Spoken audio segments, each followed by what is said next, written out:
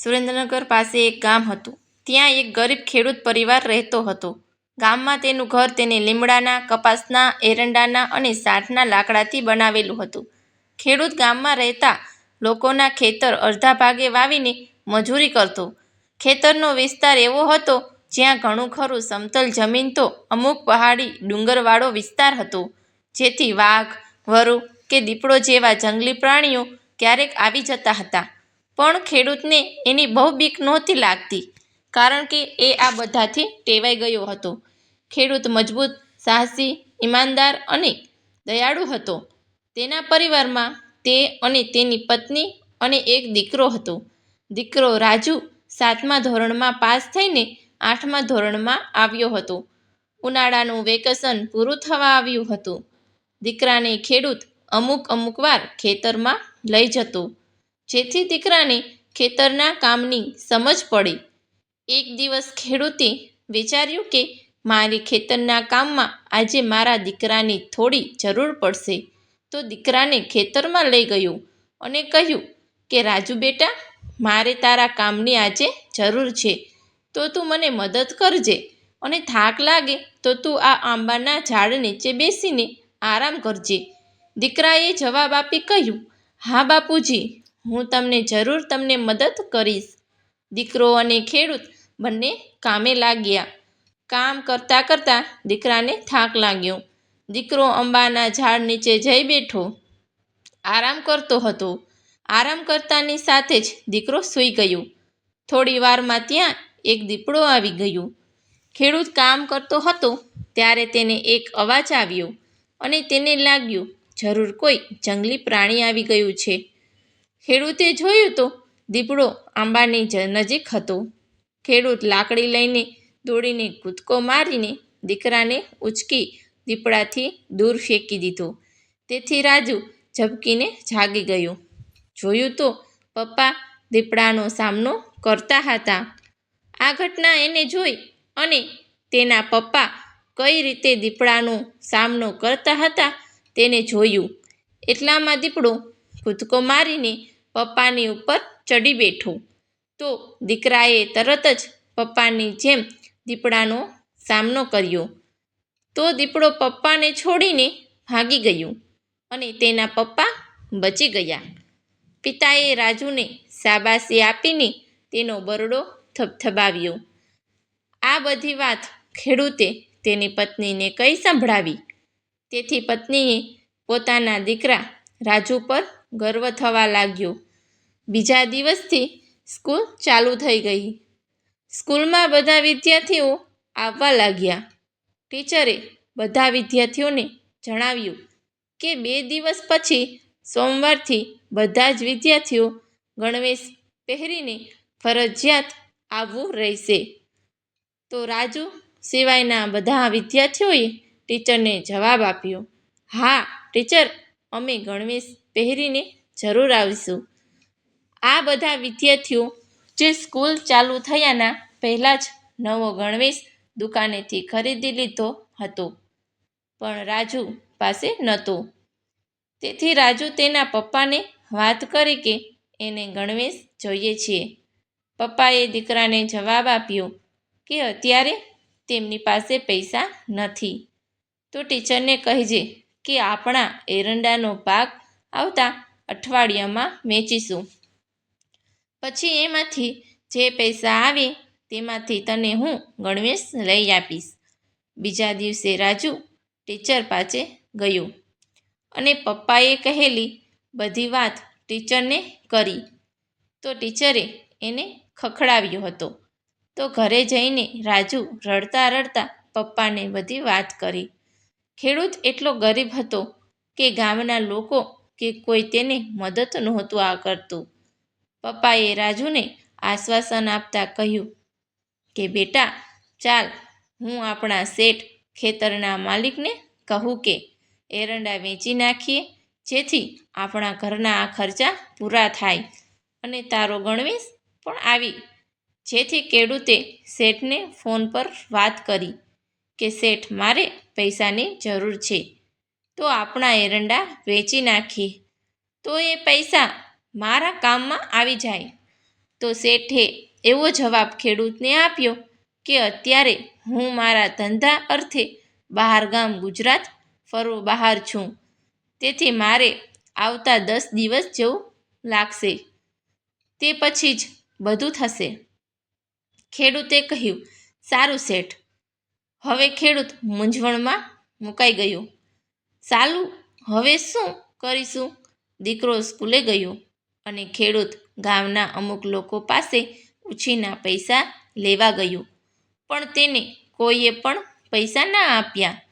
ખેડૂત નિરાશ થઈને ગામની બહાર હાઈવે પાસે આવેલ ડુંગર પર બેઠો. સાંજનો સમય હતો. દીકરો સ્કૂલેથી ઘરે આવ્યો અને પપ્પાને શોધતો હતો. વાસણ ધોતી મમ્મીને પૂછ્યું કે પપ્પા ક્યાં છે? મમ્મીએ જવાબ આપ્યો કે તારા પપ્પાએ શેઠને વાત કરી હતી, પણ એ તો બહાર ગામ છે, તો હાલ શેઠ નહીં આવે એટલે તારા પપ્પા ગામમાંથી કોઈની પાસેથી ઉછીના પૈસા લઈને આવશે, પછી તને ગણવેશ લઈ આપશે. દીકરાએ પપ્પા આવે એની રાહ જોઈ, પણ પપ્પા ના આવ્યા. તેથી તે ગામમાં ગયો તો ના મળ્યા. પછી તેને એક ભાઈને પૂછ્યું કે તમે મારા પપ્પાને જોયા છે? તો તેમને કહ્યું કે તારા પપ્પા ગામના બધા લોકો પાસે ઉછીના પૈસા માંગતા હતા, પણ કોઈએ એમને ના આપ્યા. પછી એ હાઈવે પર ડુંગરા પર જઈને બેઠેલા હતા એ મેં જોયા. તો દીકરો ફટાફટ હાઈવે પર ગયો તો એના પપ્પા ડુંગરા પર બેઠા હતા. પપ્પાનો નિરાશ ચહેરો જોઈ રાજુ તેમને કંઈ ના બોલ્યો, બસ પાસે જઈને બેસી ગયો. પિતાએ રાજુને ખોળામાં લીધો તો એ રડી પડ્યો અને કહેવા લાગ્યો કે પપ્પા, હું જ્યાં સુધી આપણી પાસે પૈસા નહીં આવે ત્યાં સુધી હું સ્કૂલમાં નહીં જાઉં, જેથી તમારે તકલીફ ના ઉઠાવવી પડે. પિતાએ કહ્યું, ના દીકરા, હું ગમે તે કરીને તને ગણવેશ જલ્દીથી લઈ આપીશ, એવું આશ્વાસન દીકરાને આપ્યું. ડુંગરા પર બેઠા બેઠા દીકરો હાઈવે પર આવતા વાહનોને જોતો હતો. હાઈવે પર આવતા વાહનોને હાઈવે સાંકડો અને ખૂબ જ ખાડા ખૈયાવાળો હોવાથી આવતા જતા વાહનોને ખૂબ જ તકલીફો પડતી હતી. તો દીકરાએ પિતાને સવાલ કર્યો કે પપ્પા, આ હાઈવે સરકાર નવો કેમ નથી બનાવતી? જુઓ તો કેટલો ખરાબ અને સેંકડો છે. તો પિતાએ જવાબ આપ્યો, બેટા, આ રસ્તો 1 મહિના પહેલાં જ સરકારે બનાવ્યો હતો, પણ મોરબી શહેરની આસપાસ આવેલ સિરામિક ટાઇલ્સની ફેક્ટરીઓમાં વપરાતા માલની હેરફેર માટે ભારે વજનદાર ટ્રકોની અવરજવરને કારણે આ રોડ તૂટી ગયો છે. તેથી સરકાર પણ શું કરે?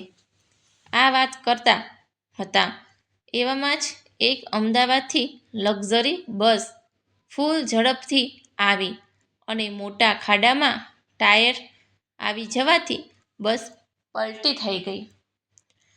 તેના લીધે બસમાં બેઠેલા લોકોને ઈજાઓ થઈ હતી. પિતા અને રાજુ લક્ઝરી બસ પાસે ગયા અને બધાને બહાર કાઢ્યા. સદભાગ્યનું મોત થયું ન હતું, પરંતુ એક ભાઈ જેમને ગંભીર ઈજાઓ થઈ હતી, તેમને માથાના અને પગના ભાગે ઈજાઓ થઈ હતી. એ ભાઈ સાથે એમના પરિવારનો કોઈ સભ્ય ન હતું.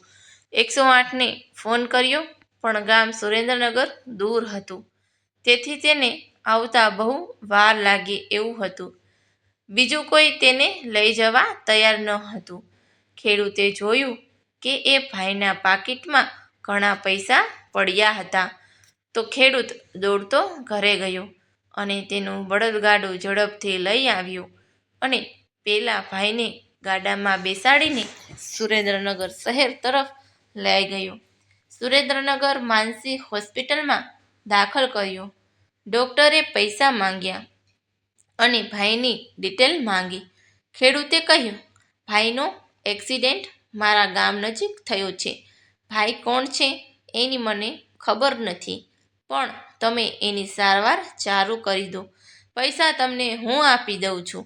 ખેડૂતે ભાઈના ખિસ્સામાંથી પૈસા કાઢ્યા તો 50,000 નીકળ્યા.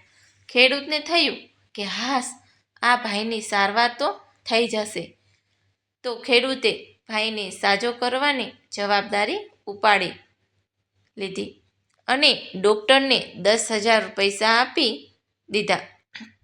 ભાઈના ઘરના લોકો સાથે સંપર્ક કરવાનો પ્રયત્ન કર્યો, પણ ના થઈ શક્યો. ડૉક્ટરની સારવાર ચાલુ થઈ ગઈ. ભાઈને જે ગંભીર ઈજાઓ જે હતી તેને હવે કાબૂમાં આવી જશે તેવું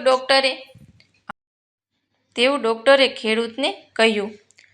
ખેડૂત અને રાજુ ખુશ થઈ ગયા. તેઓ હોસ્પિટલમાં રોકાઈ ગયા. બીજા દિવસે ડૉક્ટરે ખેડૂતને ભાઈનો પેન્ટ બદલવાનું કહ્યું.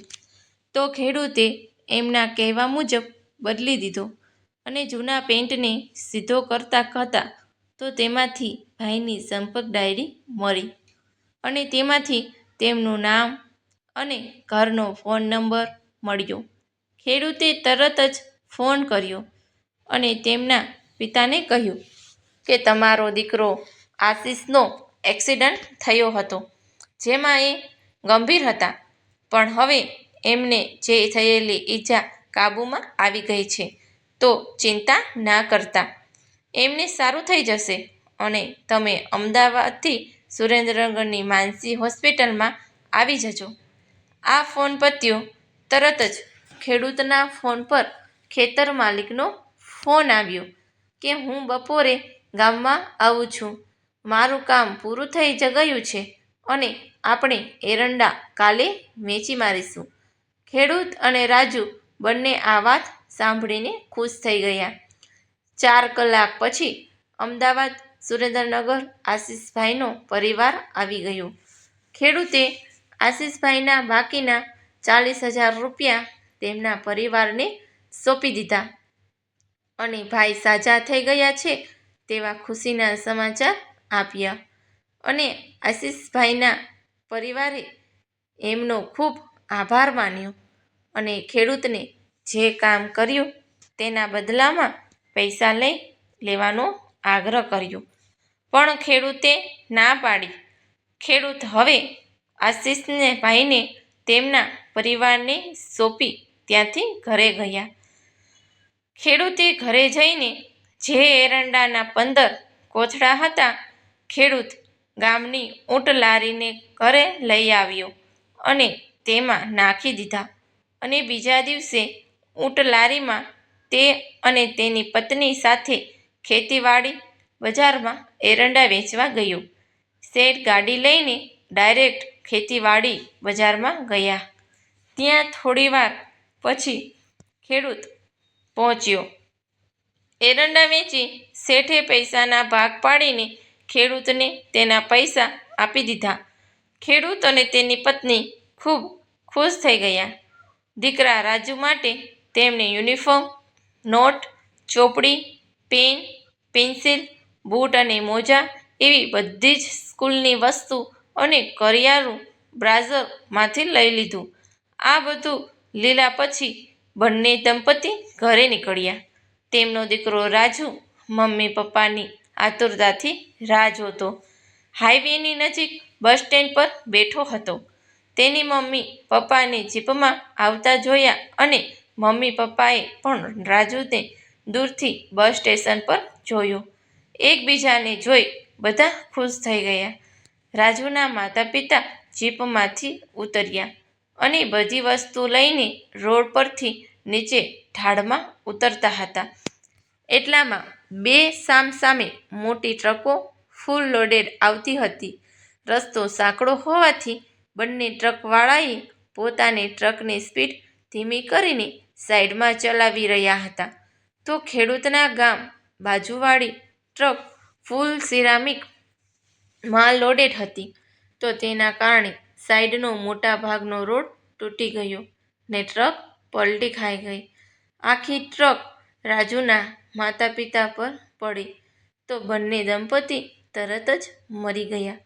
રાજુની ખુશી અચાનક જ એક સ્ટેશનમાં સેકન્ડમાં છીનવાઈ ગઈ. તેને કોઈ ભયાનક સપનું જોયું હોય એવું લાગ્યું. પણ આ તો ખરેખર હકીકત જ છે. તેનું ભાન થયું તો તે જોર જોરથી બૂમો પાડીને રડવા લાગ્યો. બેભાન થઈ ગયો. ગામના લોકોએ પોલીસને જાણ કરી અને પોલીસ તપાસ શરૂ થઈ ગયા. પછી જાણવા મળ્યું કે આમાં ટ્રક માલ લોડેડ હતી, જેના કારણે રોડ તૂટી ગયો અને ખેડૂત અને તેની પત્નીના મોત થયા. થોડા સમય પછી રાજુ ભાનમાં આવ્યો. ગામના લોકોએ બંને લાશોને સ્મશાને લઈ જવા માટેની તૈયારી કરી આપી. રાજુ જ્યારે તેના માતા પિતાને અગ્નિદાહ આપતો હતો ત્યારે તેને થયું કે હું જીવીશ તો કઈ રીતે જીવીશ? હવે મારું કોણ છે આ દુનિયામાં? એમ કરીને ફરી રડવા લાગ્યો. ગામના સરપંચ અને ખેતર માલિક શેઠ થોડાક પૈસા આપી આશ્વાસન આપતા કહ્યું, અને અમે બધા જરૂર તારી કંઈક મદદ કરીશું. તું ચિંતા ના કરીશ. સ્મશાનેથી પરત ફરતા ગામવાસીઓએ મૂંઝવણમાં મુકાઈ ગયું કે હવે આ રાજુને ઘરે રાખશે કોણ? કોઈ તૈયાર ન થયું. ના સરપંચ, ના શેઠ કે ના કોઈ ગામના લોકો. બધા પોતપોતાના કામે લાગી ગયા. રાજુને ખબર પડી ગઈ કે આ લોકો તો ખાલી મતલબી છે. ખાલી બોલે એટલું જ, બાકી જરૂર પડે એટલે એક પણ ના ઊભો રહે. રાજુ હિંમત હારી નહીં. તે જાતે જ રાંધવા લાગ્યો. જે તેને પહેલાં મમ્મી બીમાર પડતી તો પપ્પા જાતે ખાવાનું બનાવતા અને તેને શીખડાવતા તે યાદ હતું. આમ જ એને કપડાં ધોતા અને વાસણ ધોતા આવી ગયું. રાજુની પાસે પપ્પાના ખિસ્સામાંથી નીકળેલા 5,000 અને ગામવાળાએ આપેલા 2,000, બીજા એમ કરીને 7,000 જ હતા. એ જ્યારે પણ સ્કૂલમાં જતો ત્યારે તેના મમ્મી પપ્પાની યાદમાં ખોવાઈ જતો. ટીચરનું ઘણી બધી વાર કહેવા છતાં તે આ ભૂલી શકતો ન હતો. તેથી ભણવામાં ધ્યાન નહોતો આપતો કે નહોતો લેસન કરતો. સ્કૂલેથી ઘરે જવા નીકળે તે વખતે તે બસ સ્ટેશન પર બેસી રહેતો અને તેના માતા પિતાને યાદ કરીને રડતો હતો. આવું ઘણો સમય ચાલ્યું. ભણવામાં રસ ન પડતો હોવાથી તે સ્કૂલે જતો ન હતો. ઘરમાં જે 7,000 હતા એ હવે પૂરા થઈ જવા આવ્યા તો તે ગામના લોકો પાસે ગયો. પણ કોઈએ પણ ના આપ્યા. તેને વિચાર આવ્યો કે હું કેમ ના હાઈવે પર આવેલ ઓનેસ્ટ હોસ્ટેલમાં કામ કરું ને ઘર ચલાવવા પૈસા કમાવું.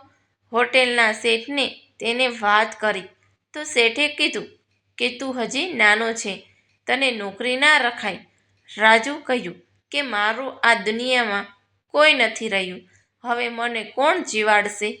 હોટેલના શેઠને તેના પર દયા આવી અને કહ્યું કે તું અહીંયા કામ કરી અહીં જ ખાજે પીજે, પણ જો કોઈ તને પૂછે કે તું અહીં કામ કરે છે તો ના પાડજે.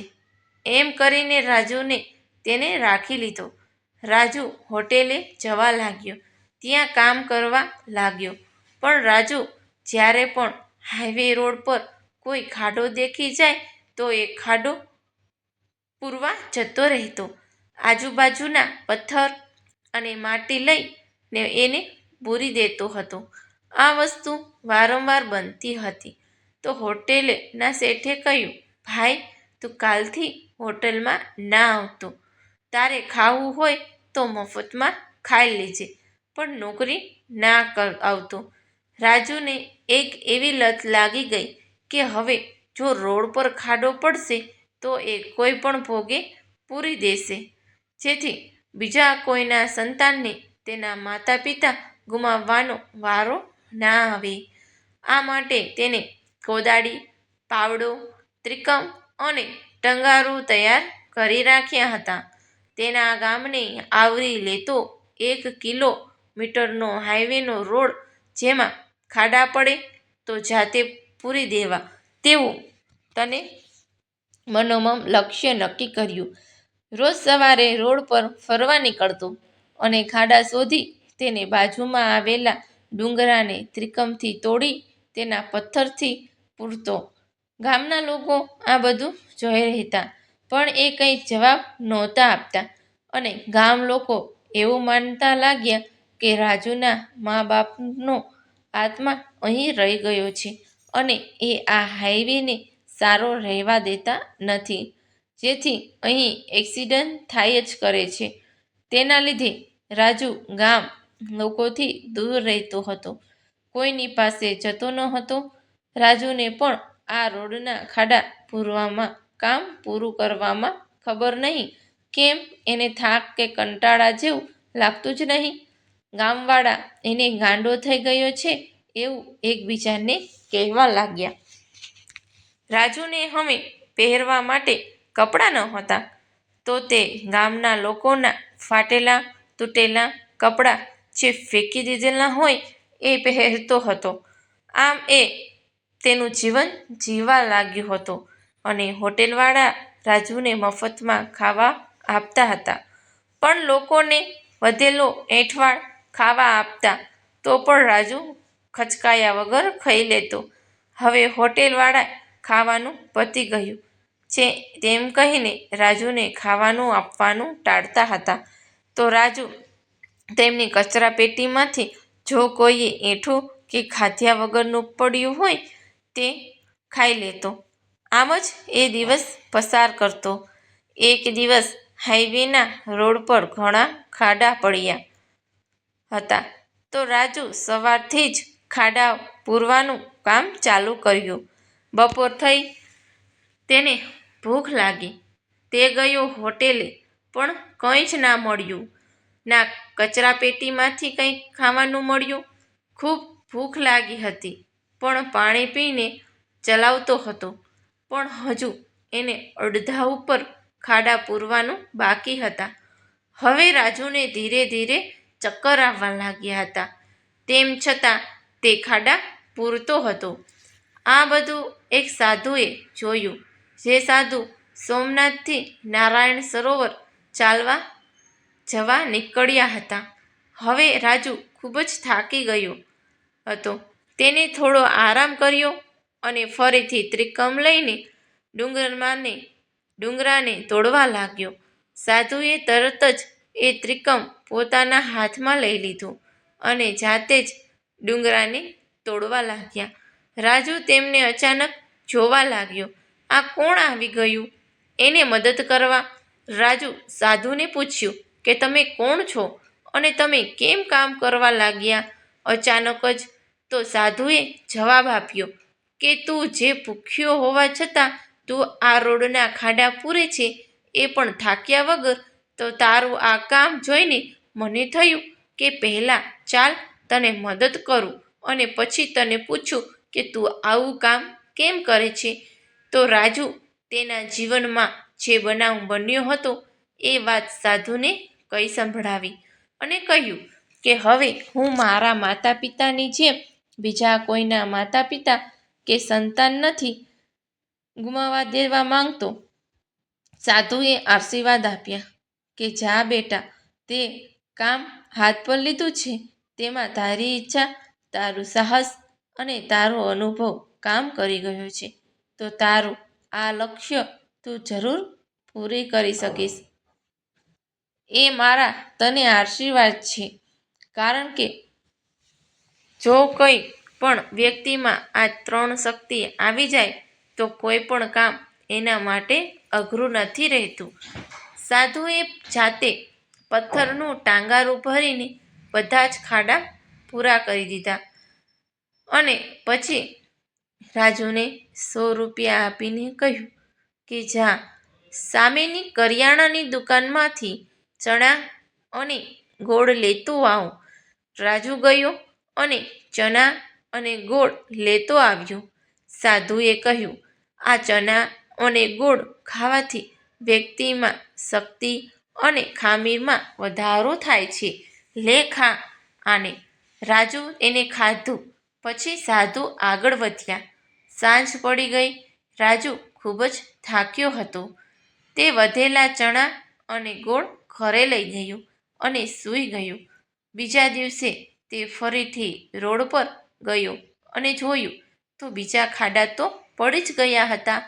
ફરીથી કામ ચાલુ કર્યું. આજે ભૂખ વહેલી લાગી હતી. હોટેલે ગયો ત્યાં કોઈ ના મળ્યું. પાછો કામે લાગ્યો. ખાડા પૂરવા લાગ્યો. એટલામાં એક કારવાળો આવ્યો. તેણે રાજુના આગળ શોર્ટ બ્રેક મારીને ઊભી કરી દીધી અને રાજુને ગમે તેમ બોલવા લાગ્યો કે આ રસ્તો તારા બાપનો છે કે વચ્ચોવચ્ચ તું ઊભો થઈ જાય. તો રાજુ જવાબ આપ્યો કે શેઠ, હું આ રસ્તાના ખાડા પૂરું છું જેથી કોઈનું એક્સિડન્ટ થાય નહીં. કારવાળાએ તોછડો જવાબ આપીને કહ્યું કે ઠીક છે, હવે ચલ, હવે જવા દે મને. તો રાજુ કારવાળાના દીકરાના હાથમાં ખાવાનું પડીકું જોઈ બોલ્યો કે શેઠ, મને ખૂબ જ ભૂખ લાગી છે, મને આ પડીકું આપો ને. તો કારવાળાએ જવાબ આપ્યો, ચલ હટ અહીંથી. એમ કહીને કાર ફૂલ સ્પીડમાં ભગાવી. આગળની ઓનેસ્ટ હોટેલમાં જ એ જમવા માટે રોકાયો. જમ્યા પછી એનો કારવાળાનો દીકરો ફૂટબોલનું રમકડું રમતો હતો.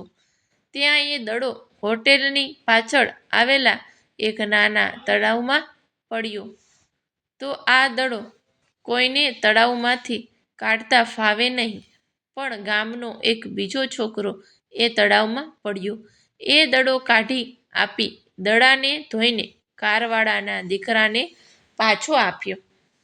તો કારવાળાનો દીકરો ખુશ થઈ ગયો. કારવાળાએ એ ગામના છોકરાને બોલાવી કારમાં પડેલા બધા જ પડીકા અને બિસ્કિટ તેને આપી દીધા. આ કારવાળો ભાઈ એક મોટો આર્કિટેક્ટ હતો, જે ખાસ ગવર્મેન્ટના પ્રોજેક્ટમાં સર્વિસ આપતો હતો, જેથી ગવર્મેન્ટમાં એને ઘણી ઓળખાણ હતી.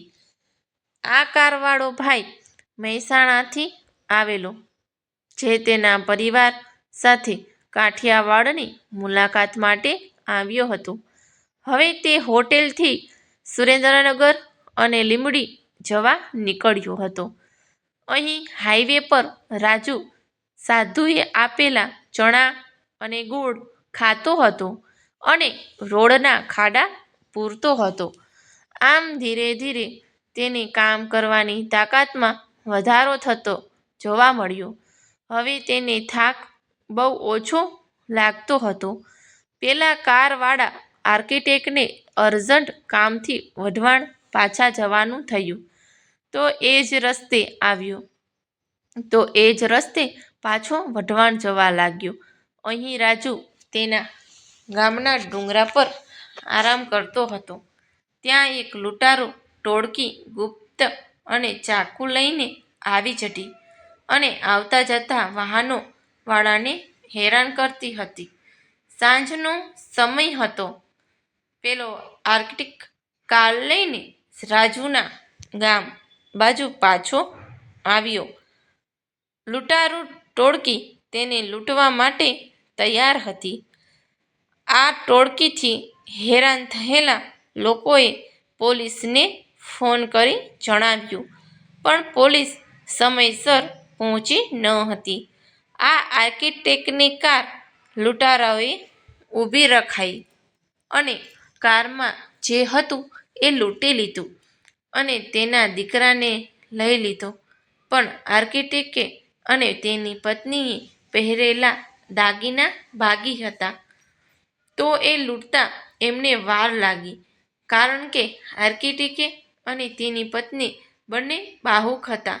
બંને જણાએ લૂંટારાનો સામનો કરતો, જેથી લૂંટારાઓ ગુસ્સે ભરાયા અને બંનેને મારી જ નાખવાનું નક્કી કર્યું. લૂંટારાઓએ બંનેને પકડી પાડી ઘેરી લીધા અને ચાકુ અને ગુપ્તી બનાવી મારવાની ફૂલ તૈયારી બતાવી તો આર્કિટેક્ટનો દીકરો ગભરાઈને બૂમ પાડી રડવા લાગ્યો. આ બધું રાજુ જોઈ રહ્યો હતો. તેનાથી આ બધું સહન ન થયું. તે ઝડપથી તેની પાસે પડેલા પથ્થરના 5-6 ટુકડા લઈ ફટાફટ એક સાથે બધા લૂંટારાઓ પર ફેંક્યા. આ ટ્રેક તેના પિતા જંગલી પ્રાણીઓનો સામનો કરતા હતા તે અજમાવી અને બધા લૂંટારાઓને આ પથ્થર એક પણ નિશાનો ચૂક્યા વગર માથાના ભાગે વાગ્યા, જેથી તે લૂંટારો પોતાનું સંતુલન ગુમાવી બેઠા. તેથી આર્કિટેક્ટે તેની પત્ની, રાજુ અને ગામવાળાઓએ સાથે મળીને લૂંટારાઓને ખૂબ માર્યા. એટલામાં પોલીસ આવી ગઈ. બધા લૂંટારાઓને પકડી લીધા અને ડબ્બામાં પૂરી લઈ ગયા.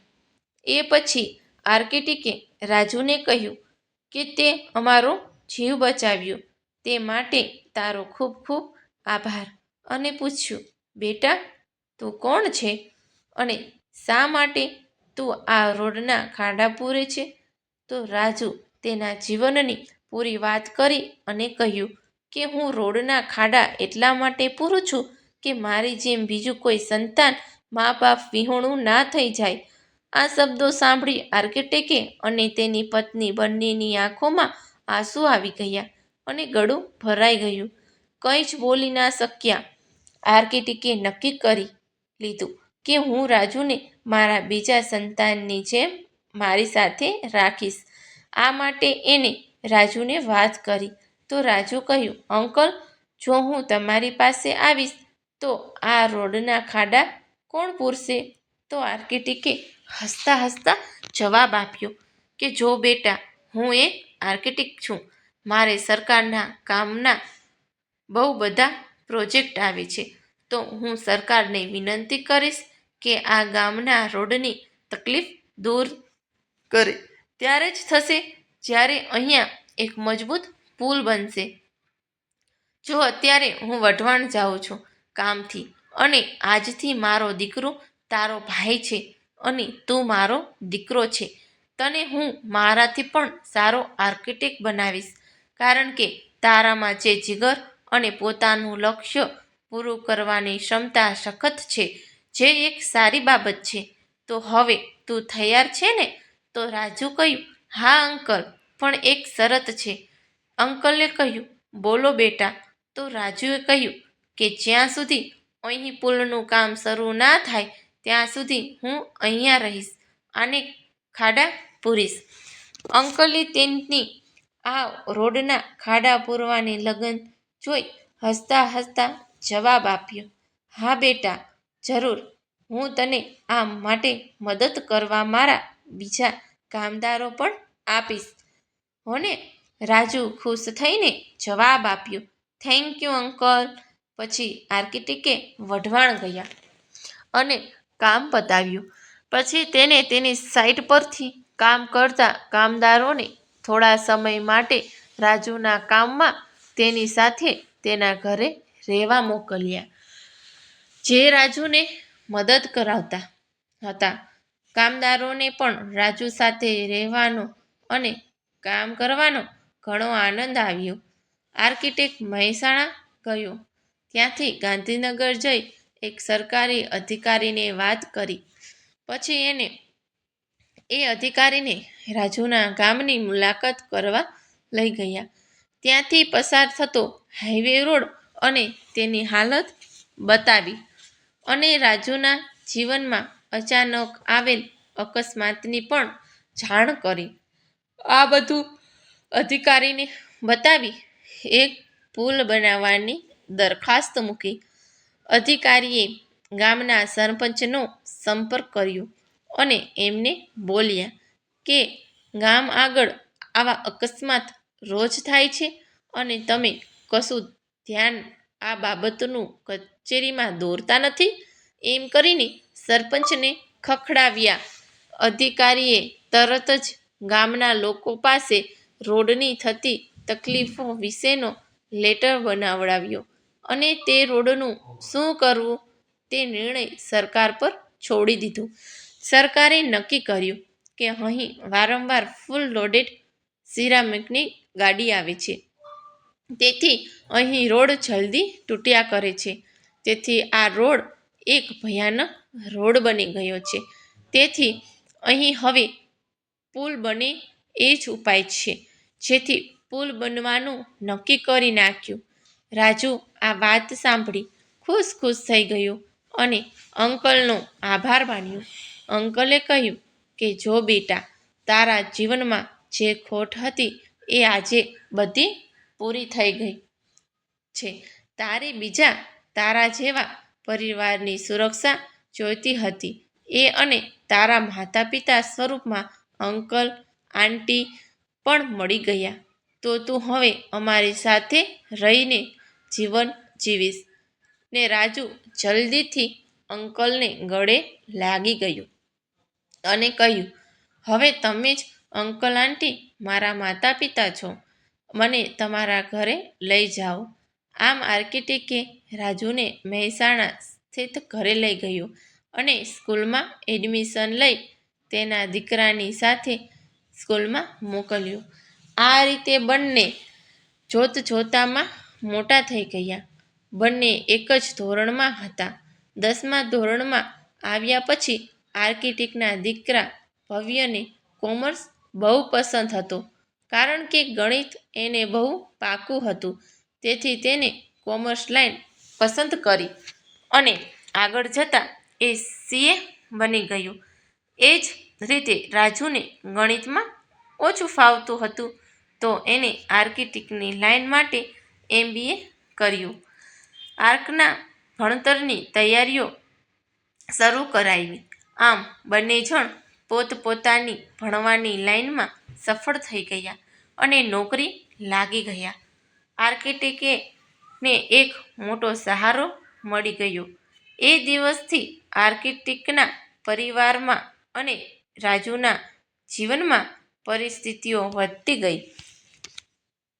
ગુજરાતના ઘણા ખરા રસ્તાઓ સારા થઈ ગયા અને તેમનો પરિવાર ખુશીથી રહેવા લાગ્યો.